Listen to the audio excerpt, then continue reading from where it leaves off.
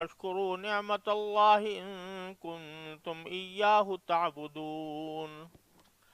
إنما حرم عليكم الميتة والدم ولحم الخنزير وما أهل إن الله غفور رحيم.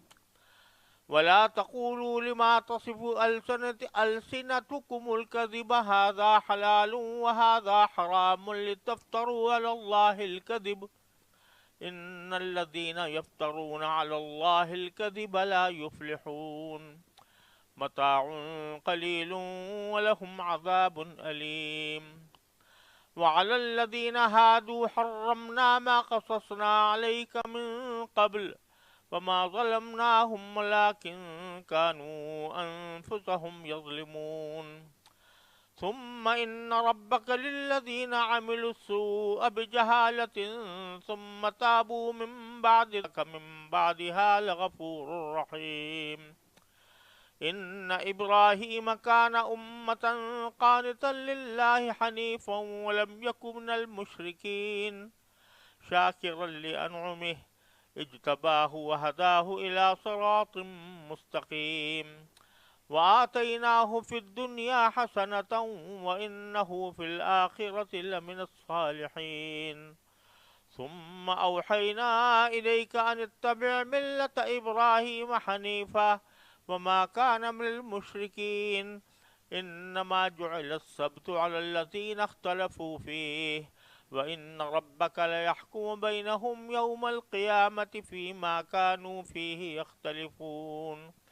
ادع إلى سبيل ربك بالحكمة والموعظة الحسنة وجادلهم بالتي هي أحسن إن ربك هو أعلم بمن ضل عن سبيله وهو أعلم بالمهتدين. وإن عاقبتم فعاقبوا بمثل ما عوقبتم به ولئن صبرتم لهو خير للصابرين. واصبر وما صبرك إلا بالله ولا تحزن عليهم ولا تك في ضيق مما يمكرون. إن الله مع الذين اتقوا والذين هم محسنون.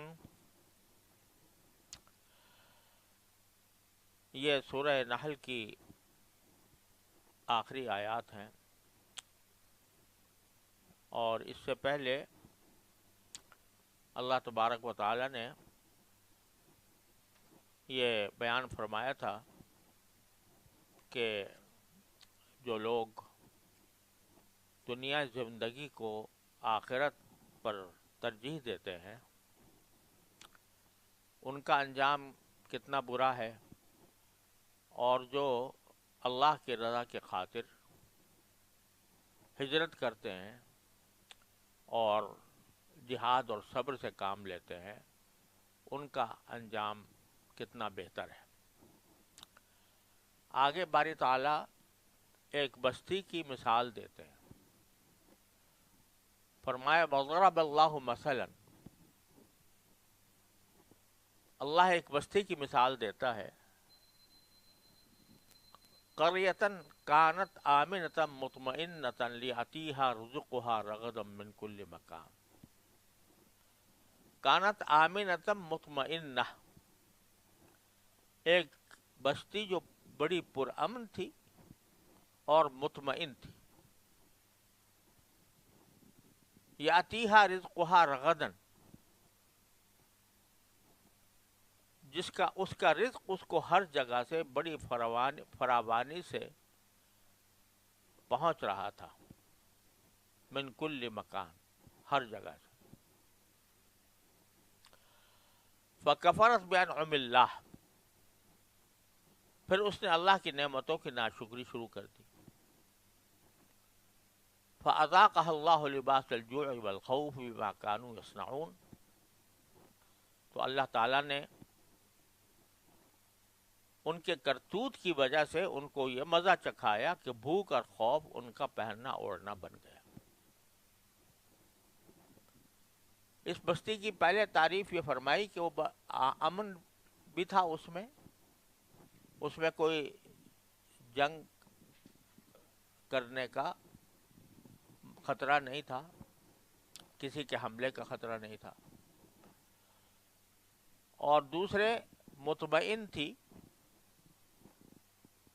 یعنی اس کو اپنی موجودہ طریقے زندگی پر بڑا اچھا اور خوشگوار تاثر تھا کہ ہم جو زندگی گزار رہے ہیں وہ بڑی اطمینان والی ہے، سکون والی ہے، اور اس کا رزق بھی اس کو ہر جگہ سے فراوانی کے ساتھ پہنچ رہا تھا۔ لیکن اللہ کی نعمتوں کی ناشکری کی وجہ سے اللہ تعالیٰ نے اس کو بھوک میں اور خوف میں مبتلا کر دیا۔ اس بستی سے کیا مراد ہے، اس کے بارے میں ظاہری الفاظ میں تو اللہ تعالیٰ نے تعین نہیں فرمائی کہ یہ کون سی بستی ہے، بلکہ ایک عام مثال دی ہے کہ کوئی بھی بستی ہو، وہ اگر یہ رویہ اختیار کرے کہ اللہ تعالیٰ نے اس کے اوپر اپنی نعمتوں کی بارش کی ہوئی ہے اور وہ پھر اللہ کی نعمتوں سے ناشکری کرے، تو پھر آخر میں اللہ تعالیٰ اس کو بھوک اور خوف سے تبدیل کر دیتے ہیں۔ لیکن بیشتر مفسرین نے یہاں یہ فرمایا ہے کہ اس سے مراد خود مکہ مکرمہ ہے، اور مکہ مکرمہ کو اللہ تبارک و تعالیٰ نے یہ اعزاز عطا فرمایا تھا کہ بیت اللہ شریف کی وجہ سے سارے عرب کے لوگ اس بستی کی عزت کرتے تھے، وہاں کے رہنے والوں قریش اور کنانہ کے جو آس پاس کے قبائل تھے ان کو بہت عزت دیتے تھے، اور سارے عرب میں قتل و غارت گری کا بازار گرم تھا، لیکن مکہ مکرمہ کو اللہ تبارک و تعالیٰ نے امن کی جگہ بنایا تھا۔ اس امن کا احترام سارے عرب کے لوگ کرتے تھے باوجود کافر اور مشرک ہونے کے۔ تو ایک تو وہ آمنہ تھی، کوئی خوف نہیں تھا، دوسرے مطمئن تھی کہ اس میں ہر طرح کی آسائشیں لوگوں کے پاس موجود تھیں، اور رزق بھی ہر جگہ سے آ رہا تھا، من کل مکان۔ جیسے دوسری جگہ قرآن کریم فرمایا یجبا الیہ ثمرات کل شیء، تو ہر جگہ کے پیداواریں وہاں پر پہنچتی تھیں۔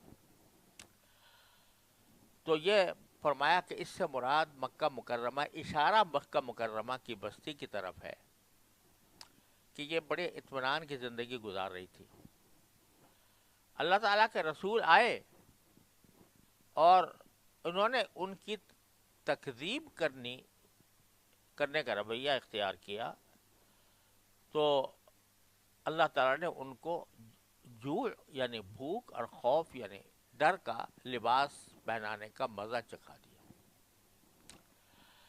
کہتے ہیں کہ مفسرین فرماتے ہیں کہ اس سے مراد یہ ہے کہ اللہ تعالیٰ نے ان کو قحط میں مبتلا کر دیا، وہ زبردست قحط جس کا ذکر سورہ دخان میں بھی آئے گا، وہ ان کے اوپر پڑا کہ لوگ جو ہیں وہ چمڑا کھانے پر مجبور ہو گئے، جو اونٹ کی جو اون ہوتی ہے اس کو خون میں لتھیڑ کر اس کو آگ پر رکھ کر کھانے پر مجبور ہو گئے، اور زبردست قحط پڑا اسی مکے کی بستی میں جو پہلے کبھی نہیں پڑا تھا۔ رسول کریم سرورت عالم صلی اللہ علیہ وسلم نے اپنی قرابت داری اور اپنے انسان دوستی کا مظاہرہ اس طرح فرمایا کہ وہاں سے غلے بھجوائے، غلوں کا سامان بھجوایا مکہ مکرمہ مدینہ طیبہ سے، اور اسی موقع پر ابو سفیان نے نبی کریم صلی اللہ علیہ وسلم سے یہ درخواست کی کہ آپ صلہ رحمی کا حکم دیتے ہیں، آپ کے جو تمام رشتہ دار ہیں وہ یہاں پر سخت مصیبت میں مبتلا ہیں، تو ان کے لیے دعا کریں۔ اور اسی کا ذکر قرآن سورہ دخان میں اللہ تعالیٰ نے فرمایا کہ انہوں نے یہ بھی وعدہ کیا تھا کہ اگر ہم سے یہ مصیبت دور ہو جائے گی تو پھر ہم اپنے شرک سے باز آ جائیں گے۔ لیکن اللہ تعالیٰ نے نبی کریم صلی اللہ علیہ وسلم کے دعا کے نتیجے میں وہ مصیبت ان سے دور کی، قحط ختم ہوا، لیکن اس کے باوجود وہ اپنی ہٹ دھرمی پر قائم رہے۔ تو یہاں جو کہا جا رہا ہے کہ فَأَذَاقَهَا اللَّهُ لِبَاسَ الْجُوعِ وَالْخَوْفِ، لفظی ترجمہ اگر کیا جائے تو یہ ہے کہ ان کو چکھا دیا بھوک اور خوف کا لباس، چکھا دیا۔ حضرت والد صاحب قدس اللہ تعالیٰ سرہ نے اس کی تفسیر میں فرمایا کہ آیت میں بھوک اور خوف کا مزہ چکھانے کے لیے لفظ لباس استعمال فرمایا، حالانکہ لباس چکھنے کی چیز نہیں ہوتی، مگر یہاں لباس کا لفظ محیط اور ہماگیر ہونے کے لیے تشبیہاً استعمال ہوا ہے کہ یہ بھوک اور خوف ان سب پر ایسا چھا گیا کہ جس طرح لباس بدن کے ساتھ لازم و ملزوم ہو جاتا ہے، یہ بھوک اور خوف بھی ان پر اسی طرح مسلط کر دیا گیا۔ اسی کے مد نظر ہم نے ترجمہ اس کا اس طرح کیا ہے کہ اللہ نے ان کے کرتوت کی وجہ سے ان کو یہ مزہ چکھایا کہ بھوک اور خوف ان کا پہننا اوڑھنا بن گیا۔ جیسے اردو میں بھی کسی بات کا جب انسان کے لیے لازم ملزوم ہو جاتی ہے تو اردو محاورے میں کہتے ہیں اس کا یہ پہننا اوڑھنا بن گیا۔ تو جو اور خوف ان کا پہننا اوڑھنا بن گیا۔ بھوک تو سمجھ میں آ گیا کہ اگر مکہ مکرمہ کی بستی مراد ہے تو بھوک کے بارے میں تو واضح ہے کہ قحط پڑا تھا۔ خوف، امن کے مقابلے میں خوف، اس کی وجہ یہ کہ نبی کریم صلی اللہ علیہ وسلم سے معاہدہ ہوا تھا حدیبیہ کے موقع پر، اور اس معاہدے کی وجہ سے کچھ دن وہ لوگ بے خوف رہے تھے، لیکن آخر کار انہوں نے کچھ عہد شکنی بھی کی تھی۔ تو ان کو یہ اندیشہ تھا کہ ہم کسی وقت بھی عہد شکنی کریں گے تو پھر ہم پر نبی کریم صلی اللہ علیہ وسلم حملہ کر دیں، تو وہ خوف بھی ان کو دامنگیر ہو گیا تھا۔ بہرحال آگے فرماتے ہیں وَلَقَدْ جَاءَهُمْ رَسُولٌ مِّنْهُمْ فَكَذَّبُوهُ، ان کا پیغمبر انہی میں سے ان کے پاس آ چکا تھا مگر انہوں نے اس کو جھٹلایا۔ فَأَخَذَهُمُ الْعَذَابُ وَهُمْ ظَالِمُونَ، چنانچہ جب انہوں نے ظلم اپنا لیا تو ان کو عذاب نے آ پکڑا۔ یہ بات اگر عام ہے کسی بھی بستی کے بارے میں ہو سکتی ہے کہ اس کا حاصل یہی ہے کہ وہ جب تک خوشحالی ہو تو وہ اللہ تعالیٰ کا شکر ادا کرے، ناشکری سے پرہیز کرے، ورنہ پھر اس کے اوپر عذاب مسلط ہو سکتا ہے۔ لیکن اگر مکہ مکرمہ اس سے مراد ہے تو وہاں پر بھی یہ بعد میں جب اللہ تبارک و تعالیٰ نے مکہ مکرمہ فتح کر دیا اور بیشتر لوگ مسلمان ہو گئے تو پھر اللہ تبارک و تعالیٰ نے وہ عذاب ان پر سے ہٹا لیا۔ آگے فرمایا فَكُلُوا مِمَّا رَزَقَكُمُ اللَّهُ حَلَالًا طَيِّبًا وَاشْكُرُوا نِعْمَتَ اللَّهِ إِن كُنتُمْ إِيَّاهُ تَعْبُدُونَ، کہ لہٰذا اللہ نے جو حلال پاکیزہ چیزیں تمہیں رزق کے طور پر دی ہیں انہیں کھاؤ اور اللہ کی نعمتوں کا شکر ادا کرو اگر تم باقی اس کی عبادت کرتے ہو۔ اور یہ فرمایا کہ یہ اس طرف اشارہ ہے کہ جیسے سورہ انعام، سورہ مائدہ وغیرہ میں گزرا ہے کہ ان لوگوں نے بہت سے جانوروں کو بتوں کے نام پر حرام کر لیا تھا، اس کو تردید مقصود ہے۔ اور یہ فرمایا انما حرم علیکم المیتۃ والدم ولحم الخنزیر، اللہ نے تو تمہارے لیے بس مردار، خون، خنزیر کا گوشت، وما اہل لغیر اللہ بہ، اور وہ جانور حرام کیا جس پر اللہ کے سوا کسی اور کا نام پکارا گیا ہو۔ فمن اضطر غیر باغ ولا عاد، البتہ جو شخص بھوک سے بالکل بے تاب ہو، لذت حاصل کرنے کے لیے نہ کھائے اور ضرورت کی حد سے آگے نہ بڑھے، فإن اللہ غفور الرحیم، اللہ بہت بخشنے والا بڑا مہربان ہے۔ یہ بیانی تقریباً وہی بات ہے جو سورہ مائدہ کے اندر گزر چکی ہے، اس کی تفصیل بھی پیچھے گزر چکی۔ آگے پھر فرمایا وَلَا تَقُولُوا لِمَا تَصِفُ أَلْسِنَتُكُمُ الْكَذِبَ هَذَا حَلَالٌ وَهَذَا حَرَامٌ، لتفتروا علی اللہ الکذب ان الذین یفترون علی اللہ الکذب لا یفلحون. اور جن چیزوں کے بارے میں تمہاری زبانیں جھوٹی باتیں بناتی ہیں ان کے بارے میں یہ مت کہا کرو کہ یہ چیز حلال ہے اور یہ حرام ہے، کیونکہ اس کا مطلب یہ ہوگا کہ تم اللہ پر جھوٹا بہتان باندھو گے. یقین جانو کہ جو لوگ اللہ پر جھوٹا بہتان باندھتے ہیں وہ فلاح نہیں پاتے. یہاں ایک قرآن کریم کی تعبیر میں ایک بڑی لطافت ہے کہ لا تقولوا لما تصف السنتکم الکذبہ. اس کا ظاہری معنی تو یہ ہو گئے کہ جن چیزوں کے بارے میں تمہاری زبانیں جھوٹی باتیں بناتی ہیں. لیکن یہاں بعض مفسرین نے یہ بات فرمائی کہ لا تصفو کا جو فعل ہے اس کا مفعول ہے کذب،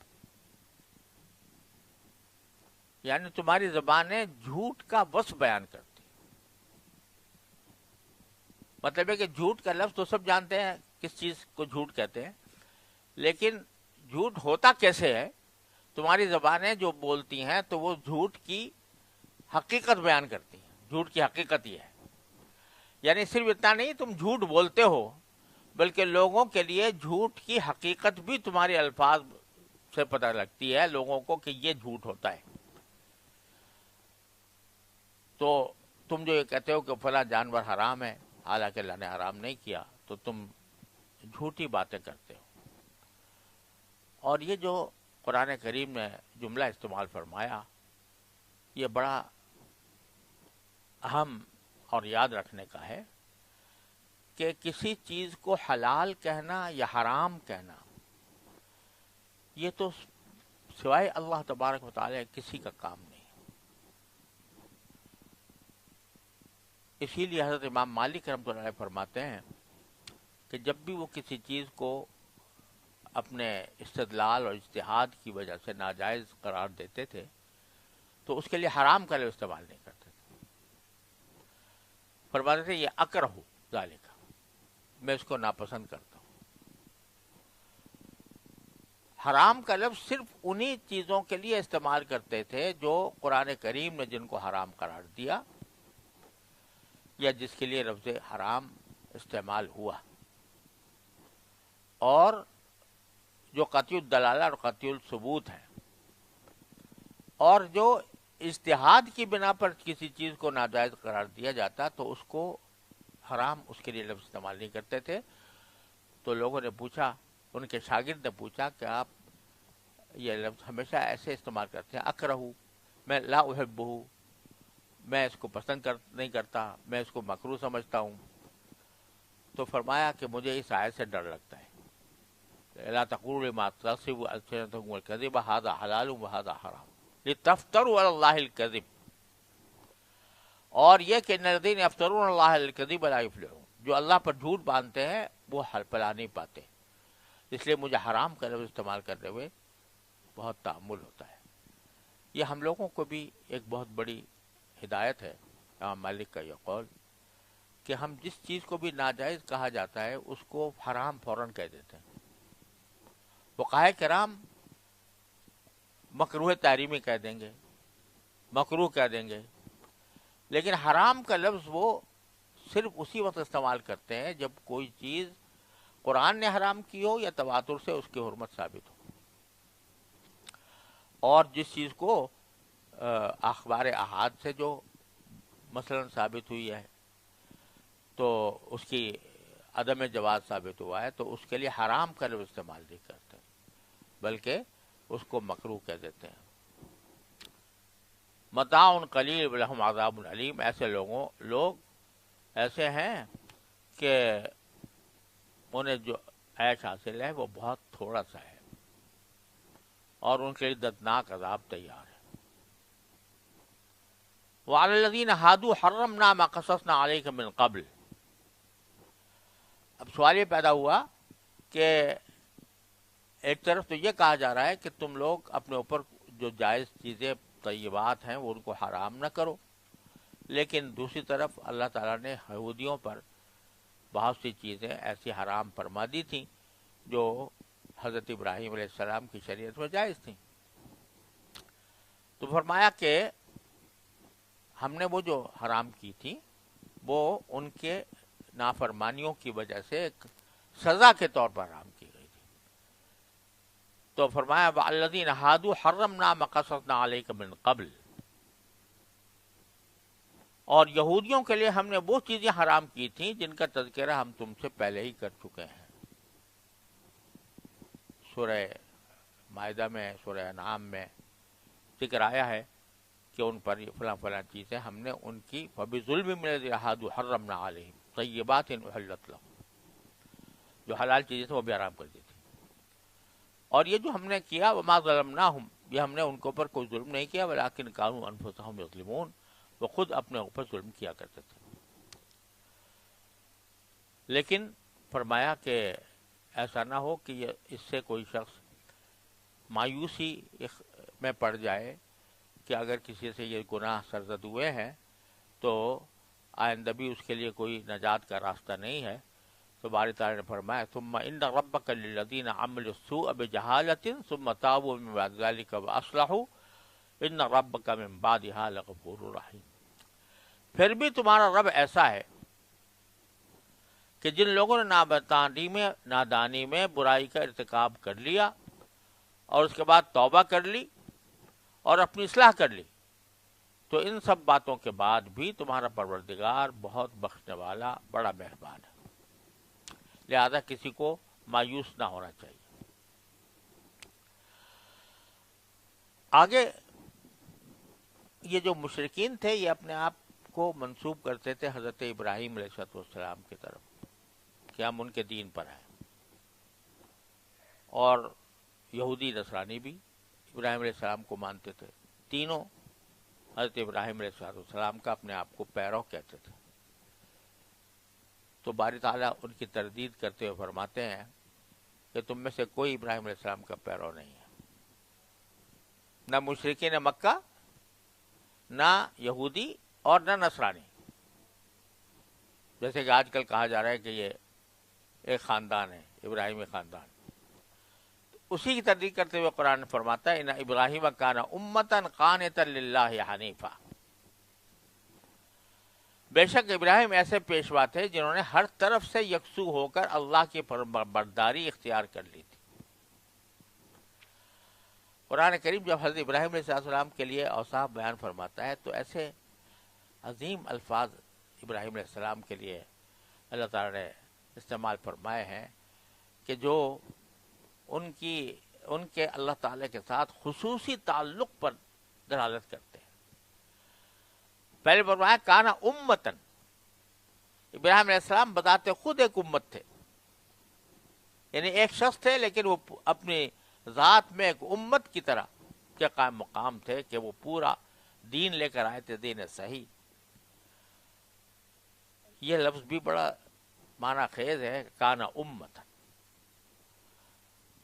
اور یعنی ان کو کوئی مانے نہ مانے وہ ہر حالت میں ایک امت بتاتے خود ہیں.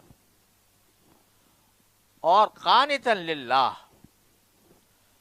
جو اللہ، ہم ترجمے میں اور ہمارے پاس کوئی ہے نہیں کہ اس کا کوئی اور ترجمہ کریں، تو صرف اتنا ہی کر دیا جاتا ہے کہ وہ اللہ کے فرما بردار تھے. لیکن قنت یقنت قنوتاً، اس کے معنی عربی زبان میں در حقیقت ہوتے ہیں بے حس و حرکت ہو جانا، بے حس و حرکت ہو جانا. وقوموا للہ قانتین، اللہ کے آگے جب کھڑے ہو تو بے حس و حرکت ہو کے کھڑے ہو. اس کے معنی سکوت کے بھی آتے ہیں، اس کے معنی دوسری چیزوں سے بیزار ہو کر ایک طرف متوجہ ہونے کے بھی آتے ہیں. تو جب قرآن کریم کسی کو قانت کہہ رہا ہے تو اس کے معنی یہ ہے کہ اس نے سارے ما سوی اللہ سے اپنے آپ کو قطع نظر کر کے صرف اللہ کی طرف رخ کر لیا تھا، یکسو ہو کر.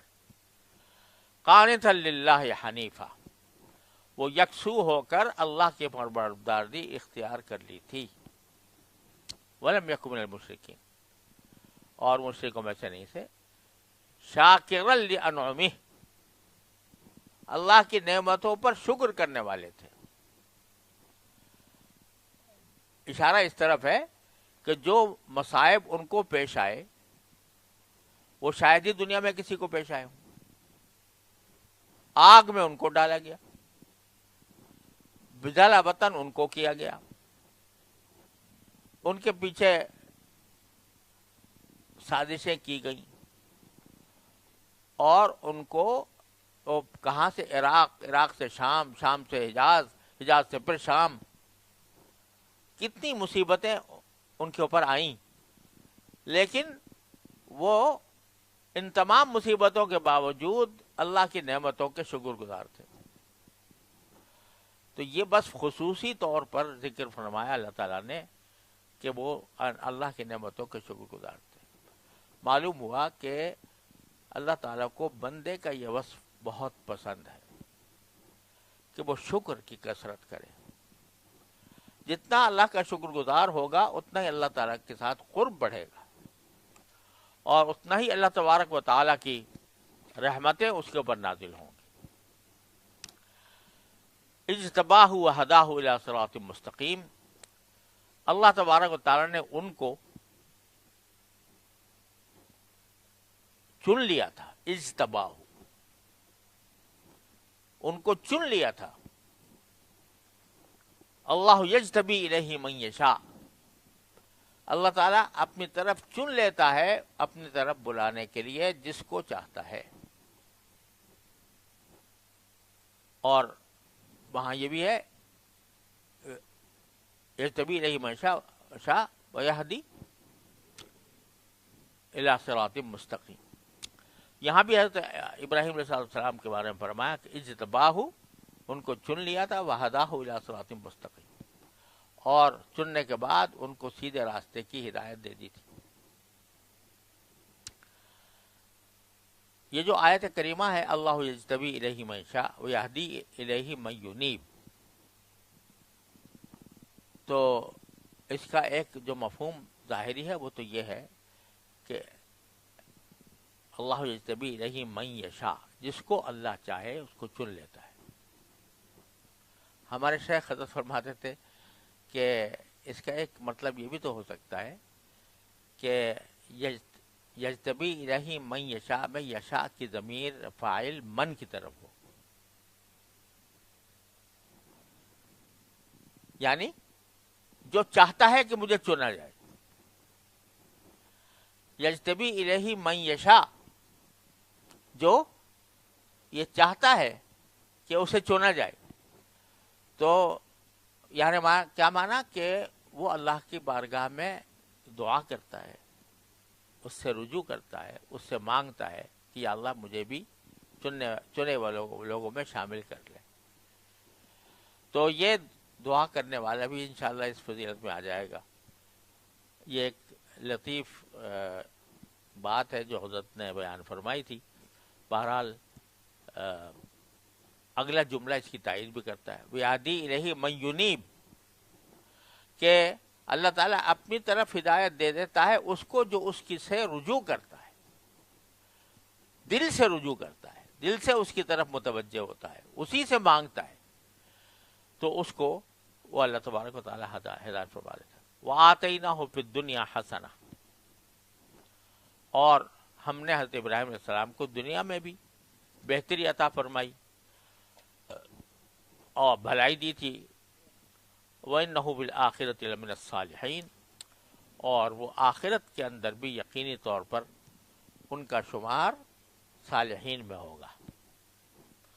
ثُمَّ أَوْحَيْنَا إِلَيْكَ أَنِ اتَّبِعْ مِلَّةَ إِبْرَاهِيمَ حَنِيفًا، پھر ہم نے آپ کو حکم بھیجا کہ آپ ابراہیم علیہ السلام کے دین کی اتباع کریں جو بالکل یکسو تھے، جنہوں نے اپنا رخ اللہ ہی کی طرف کیا ہوا تھا. وَمَا كَانَ مِنَ الْمُشْرِكِينَ، اور وہ مشرکین میں سے نہیں تھے. اب سوال پیدا ہوا کہ جو کہا گیا تھا کہ حلال چیزیں اپنا کسی چیز کو تم حلال حرام اپنی طرف سے مت کہہ دیا کرو، تو ایک طرح کی مناہی تو خود اللہ تعالیٰ نے کی تھی یوم سبت کے بارے میں، یعنی سنیچر کے دن کے بارے میں. اس میں ان کے لیے طیبات حرام کر دی گئی تھی، کیونکہ اس دن ان کو کھانا کمانے کی ہر سرگرمی کو ممنوع کر دیا گیا تھا. تو اس کا ذکر کرتے ہوئے باری تعالیٰ نے فرمایا کہ انما جعل السبت علی الذین اختلفوا فیہ، سنیچر کے دن کے احکام تو ان لوگوں پر لازم کیے گئے تھے جنہوں نے اس کے بارے میں اختلاف کیا تھا.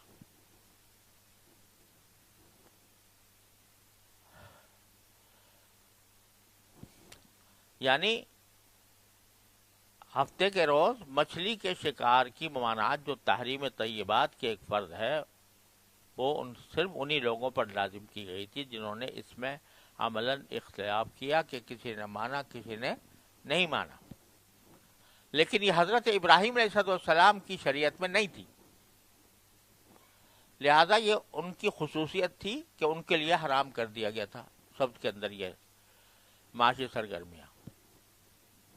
اور پھر اس میں انہوں نے اختلاف کیا کہ کسی نے کہا کہ بھئی اگر ہم مچھلی کا جال ڈال کے بیٹھ جائیں تو یہ ہمارے لیے جائز ہے، اور جال ڈال دیں جمعہ کے دن اور مچھلیاں خدا کے پھنس جائیں تو ہمارے لیے جائز ہے. کسی نے کہا کہ نہیں. پھر جب باقاعدہ ہیلے حوالے کے علاوہ صاف نافرمانی کرنی شروع کر دی، شکار کرنا شروع کر دیا، تو اس وقت کچھ لوگوں نے کہا کہ بھئی تم یہ کام نہ کرو، اور کچھ نے کہا کہ نہیں ہم تو کریں گے. تو اختلاف اس میں کی کرتے رہے، اور اس کا نتیجہ یہ ہوا کہ ان کو اللہ تعالیٰ کی طرف سے بندر بنا دیا گیا.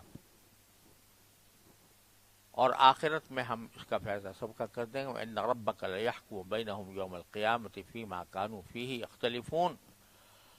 اور یقین رکھو کہ تمہارا رب قیامت کے دن ان کے درمیان ان تمام باتوں کا فیصلہ کر دے گا جن میں لوگ اختلاف کیا کرتے تھے. آگے یہ ساری باتیں بیان کرنے کے بعد اللہ تعالیٰ نے نبی کریم سرورت عالم صلی اللہ علیہ وسلم کو یہ ہدایت فرمائی ہے کہ ان لوگوں کی مختلف بیہودہ باتوں کی طرف متوجہ ہونے کے بجائے اور ان سے متاثر ہونے کے بجائے آپ اپنے کام میں لگے رہیں، اور وہ کام ہے دعوت کا. تو اس دعوت کے بڑے عظیم آداب آخری آیتوں میں اللہ تعالیٰ نے بیان فرمائے ہیں. یہ 4 آیتیں ہیں، اور ان میں سے ایک کا ایک ایک لفظ اپنے اندر معنی کا ایک جہان رکھتا ہے. تو انشاءاللہ اگلی مجلس میں ان آیات کی تفسیر اللہ کی رحمت سے پیش کی جائے گی. وآخر دعوانا الحمدللہ رب العالمین.